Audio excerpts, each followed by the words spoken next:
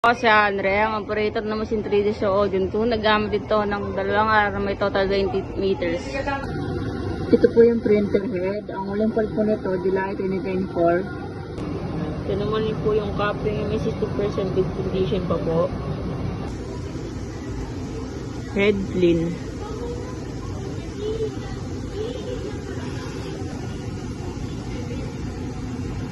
Nasa na ang wiper after head clean.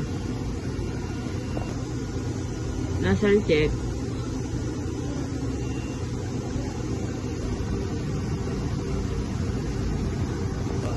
Ito naman po yung damper. Ang uling point po nito, October 2023. Ang waste lang po, nalinis ng isang araw. Ito naman po yung ABR at ground wire. Ito yung stocks namin. Wala naman po kaming kulang ngayon. Balls po. Ito po yung nagamit ko. Isang white ink, isa sa black, sa magenta. Po yung daily output at daily checklist.